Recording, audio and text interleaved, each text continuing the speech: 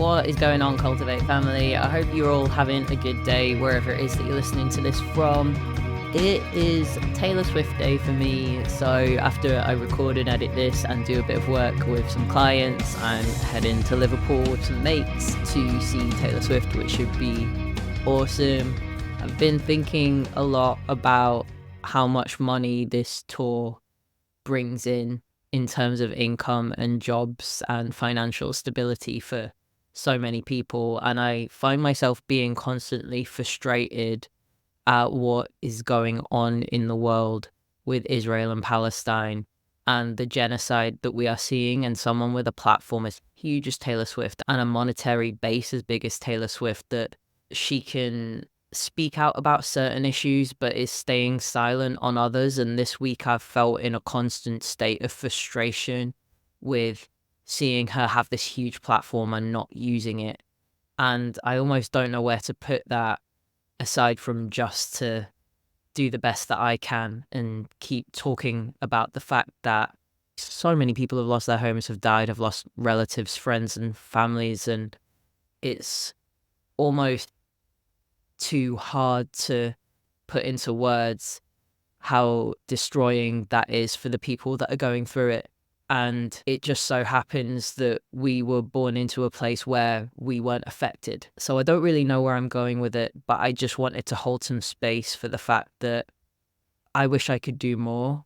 And I really hope that more people use their positions of power to do more, like Taylor Swift. So that's where my head is at this morning. But please do keep donating to mutual aid. Please keep buying eSIMs for the people that need them. Please get involved with the boycott campaigns. There's a lot that we can do from where we're sat right now, even though we might not directly be able to change things right over there on the ground. All right, let's get into it. In the last couple of weeks, I've had multiple clients say to me, I just feel like I'm constantly in a state of survival mode. I'm just on the hamster wheel, trying to survive, trying to get through every day, every week. And I wanted to talk about this today because I know that my clients and me are not the only people that feel like we're in constant state of survival mode. And this isn't our fault. The world that we live in has cultivated this. It's a world of hustle culture. We're having to work harder than we ever have to pay bills, afford food, housing, doing anything nice for ourselves. But we also have more options and opportunity than ever alongside that. So a lot of the time we are just trying to do all the things, but also feel like we're in that survival mode. So I definitely think it means that the 24 hours we have in each day is pretty damn precious to us a lot of the time. Now, right now, we can't beat the world that we live in. We can't beat this capitalist society, this hustle culture. And I think maybe there's a level of acceptance to not being able to control the uncontrollable.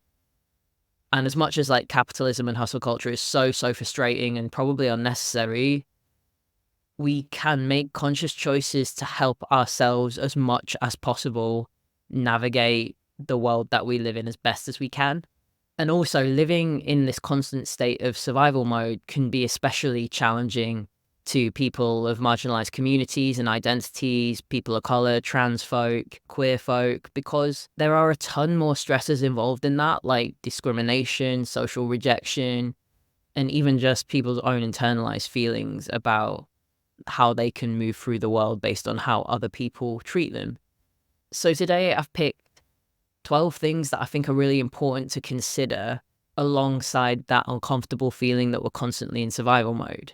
Now, 12 seems like a lot, but considering a lot of us live on this planet for anywhere, between like 40 to 80 years as a broad range, maybe more, 12 things to be mindful of in the grand scheme of a lifetime maybe isn't actually so much. Now, the main important thing that I want to stress before talking about these things is there are 2 rules for deciding to add any number of these things into your life if they're not already present. Rule number 1, adding one of these things in has to enrich and enhance your life in a positive way, 100%. No half-assing things that might make you feel good. We want the stuff that does. Rule number 2, the outcome has to be worth the time that you give to it. Because if it isn't, then you just won't do it. Now, amongst those two rules, trial and error absolutely is encouraged, obviously, but I don't want anyone to be afraid to bin things off if they don't work. We want to get rid of our ego a bit when it comes to quitting, because sometimes it is a positive to quit something that you start that isn't serving you. So now I've laid out the rules, let's get into these 12 things. So number 1 is self-care. And with self-care, I'm not talking about face masks, bubble baths. I mean, that might be self-care for you, but I'm talking about 2 pretty specific things within that. The first one is going to be establishing a daily routine. So a way that you can tackle your day that serves you, that includes things that you enjoy, that includes things that maybe affirm your identity as well. If you work a job that you don't particularly enjoy, what are you doing out of that makes you feel good? What are you doing before you go to work? Is there things that you want to do? And sleep. Ensuring that we get adequate sleep is maybe like the best form of self-care, I always think. Making that sleep schedule as regular as it can be, as your life allows it to be. Then the second is mindfulness and relaxation techniques. And this is going to look different for everyone. What makes you de-stress? What makes you feel calm and grounded and centered? Because for some people, that is going to be things like meditation and yoga and breath work. But for other people, it could be something a bit more creative. It could be something a bit more intense physically, like movement. What is your de-stressor and what makes you feel calm in mind and body?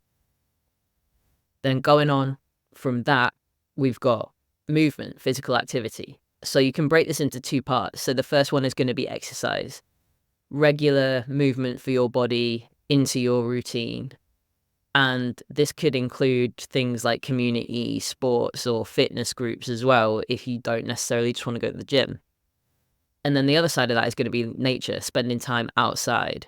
Spending time outside, hiking or walking or even just existing is proven to boost our mental well-being and our mood so much. So making sure you get that outside time if you're able to is so, so important. Next up, we got nutrition, healthy eating. We want to maintain a diet full of foods that nourish us. We want to get our fruits and veggies in where we can. We want to get plenty of good protein, whole foods, but we also want to include fun foods alongside that as well. And often when we're in that survival mode, this is something that's really easy to fall by the wayside. So making a little bit of an extra effort here to feel better in yourself when it comes to nutrition is invaluable for sure. And alongside that is obviously hydration. We want to think about hydrating throughout the day, always. And again, something else that can fall by the wayside when you're in that hamster wheel. And then next up, number 5, we've got social connections. What's your support network? Our support network and our chosen family who support our identity, support our goals is so, so important. Who are your people? Because these are the people that are going to make you feel less alone and give you that connection that you need to feel a little less alone in this world. And on the back of that is also community. What communities are you a part of? What groups are you a part of that support your values or have similar interests that you feel a sense of belonging to? And this doesn't have to be in person. This could also be online as well. We know from lockdown that online communities can be just as solid as in-person ones, especially for those of us that can get quite anxious in public spaces as well. Online community is amazing.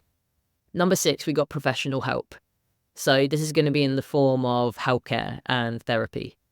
We want to seek professional help if we're struggling with any of these things, if we're struggling with anxiety or depression or gender dysphoria or specific LGBTQ health issues. Now, access to therapy and healthcare, as we know, especially in the UK and the States, is not easy at all. A lot of people will have private healthcare through their work and a lot of people won't.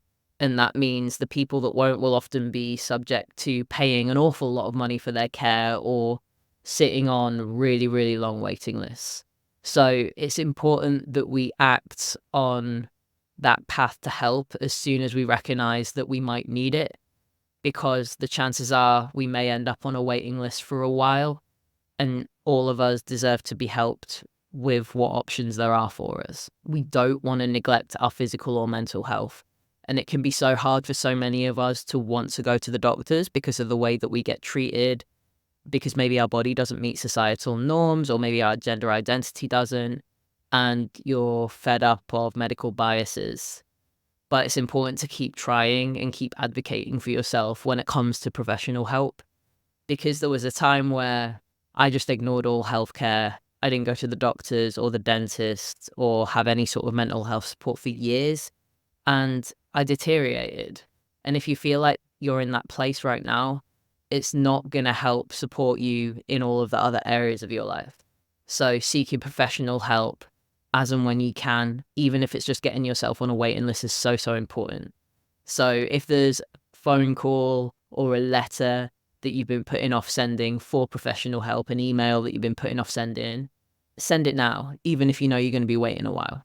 Number 7, let's talk about boundaries. 2 different versions of this, I guess. Having a bit of a work-life balance that works for you. Now, for some of us that are self-employed or that are creatives or that work in fields where it's our complete passion, it's our whole world, our boundaries are going to be different to people that work a job that they like, that they get paid well for, but they don't necessarily want to be spending all hours of the day consuming and thinking about. Everyone's work-life boundaries are going to be completely different. And it could be that some of us teeter over to one side of it and some of us are in the middle, some of us are in the other side of the camp. And if you need to set better boundaries at work, once again, advocate for yourself. You need that time to recharge from work. And no matter where you are on that work-life balance spectrum, it's important that you set the boundaries you need for you to feel a little more able to recharge from work. And then on the other side of boundaries, maybe more in personal life or maybe in career as well, learning how to say no. I did an episode about committing quite a few episodes ago. I think there's maybe been 2 or 3 actually. And we talked about the importance of really knowing our limits and prioritizing our well-being and knowing when to say, this isn't going to serve me. I'm just doing this to people please or because someone wants me to. And thinking, actually, I'm going to make a different decision here and I'm going to say no. Learning the things that you want to say no to is just as important as learning the things that you want to say fuck yeah to. Number 8, we're getting into personal development. And this sounds really formal, but really it's just things like hobbies and continuous learning. It's doing things that fill up your cup outside of just doing your job. Thinking about what fires you up, what are you passionate about, what allows you to express yourself, because this all gives us a huge sense of fulfillment and joy.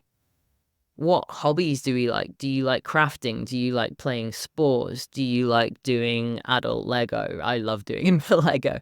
Do you like making music? Do you like doing more creative things outside of work if you don't do much of a creative job?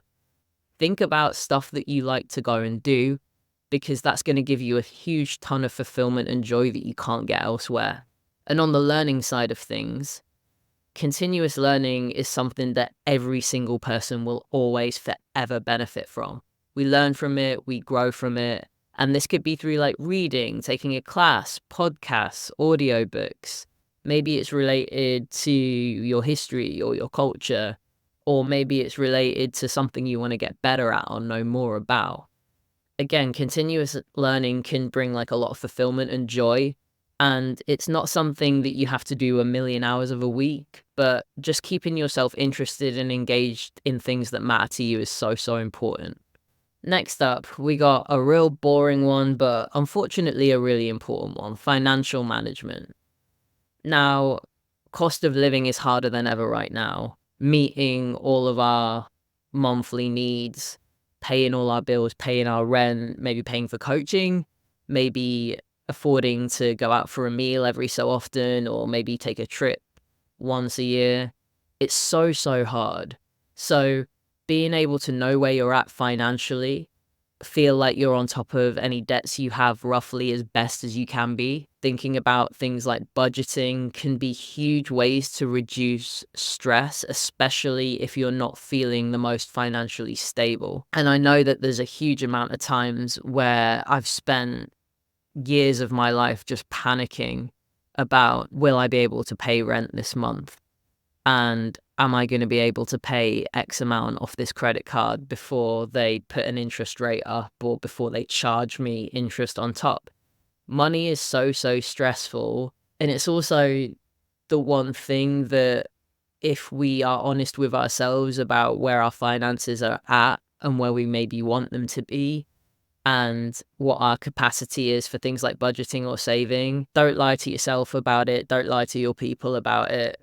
Be real with yourself about where you're at financially. It's okay if you're not able to save every month, but just be aware of where you are with it, because that stuff can really get away from you and cause so much more stress than we need it to. Number 10 is screen time, digital consumption. How much time are you spending doom scrolling at the moment, especially on social media? Because we obviously know that heightened screen time can also contribute to heightened stress, to heightened anxiety, to worse moods, worse mental health.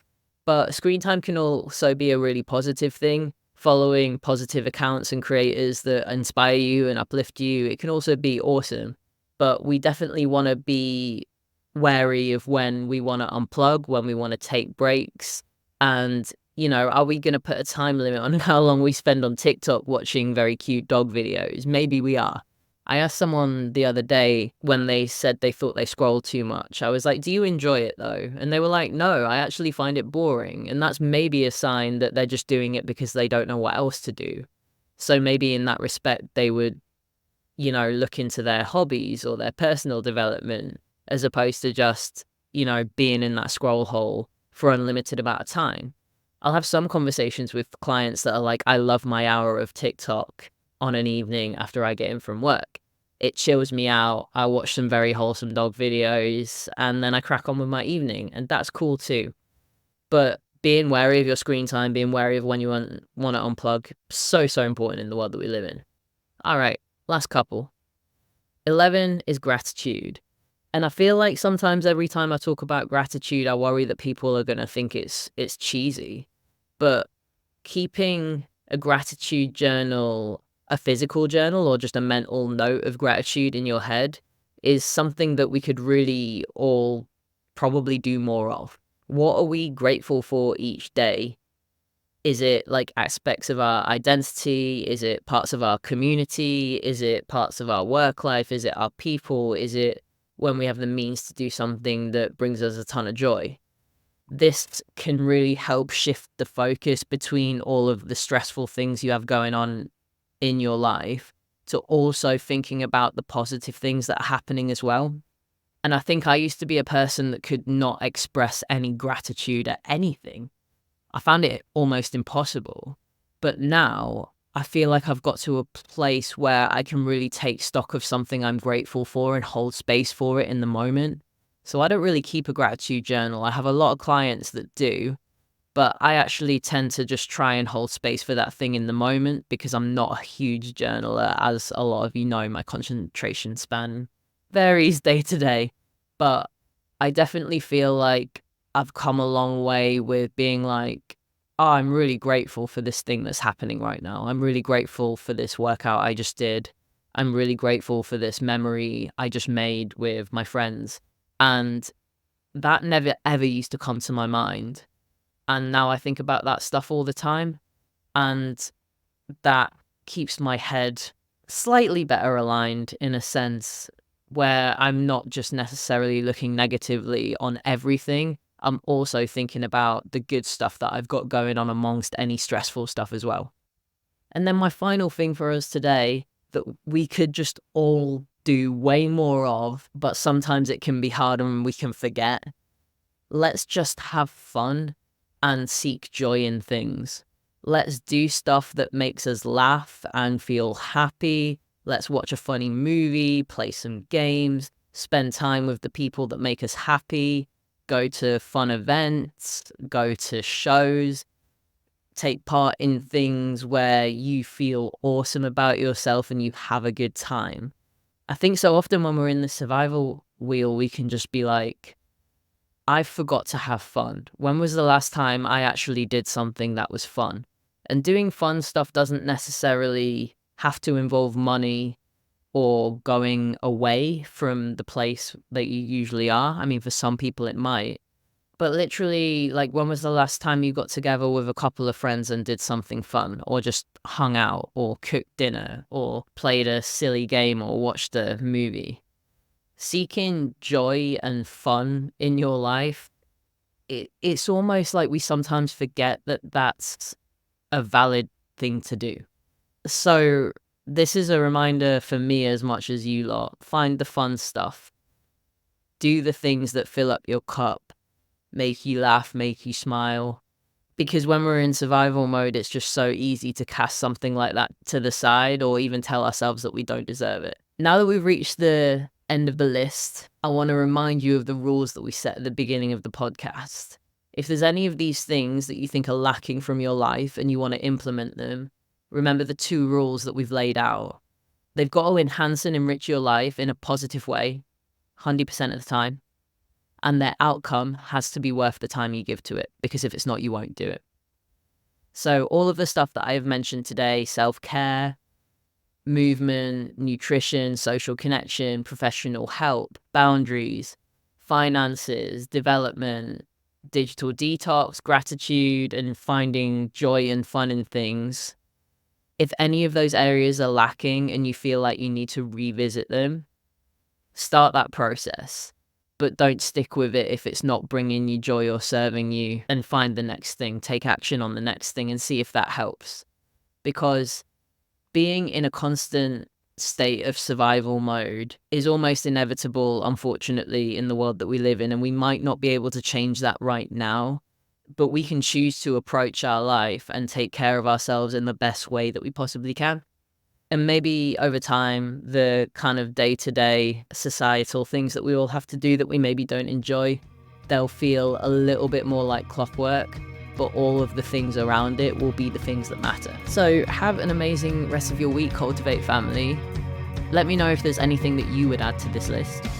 And if there's any of these things that you are struggling to build into your life, things like good nutrition practices, movement, working on your sleep hygiene, personal development, setting boundaries. This is all the stuff that I help my clients do inside Plus Culture Club. And the chances are, if you've made it through this episode and you're listening to this, you would probably fit in very, very well with my lot. It is a wonderful community. So if you would like some support, get in touch in the form in the show notes. Tell me a little bit about yourself, and I'll be back in touch letting you know if I can help you. All right, that's me done. Have an awesome day, and I'll speak to you lot next week. Take it easy, Cultivate family. That is me out. Bye.